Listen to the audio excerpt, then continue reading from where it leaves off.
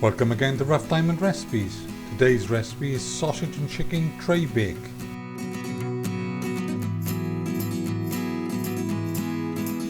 As normal, a full list of ingredients can be found in the description box below. First we prepare the vegetables. Cut the parsnips, carrots, peppers, onions and potatoes into large chunks and place on a suitably sized oven-proof tray. Sorry if I sound a bit flustered, I just had to break off narration of this video.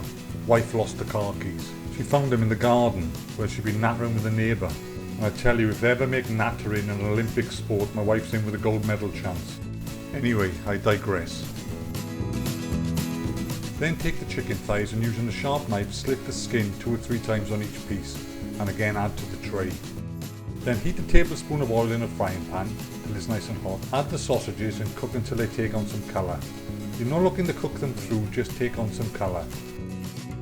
And when this is done, chop into small pieces and add again to the tray. Next, add salt and pepper to taste and the fresh herbs. Any oil left in the frying pan, topping off with an extra slug of oil if you think it needs it. Then get your hands in and mix everything together thoroughly. The script says use your hands, but oh no, she had to use 2 spatulas. Arrange the pieces of chicken so the skin side is up and well coated in the oil, and we found it helps if you snuggle down the pieces of sausage in between the vegetables so they don't dry out too much. Then it's off to 180°C oven for 1 hour.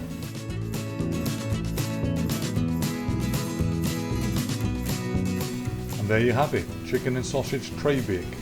We hope you enjoyed this recipe. Feel free to subscribe, share and like, and hopefully we'll see you soon again on the next one. Bye for now.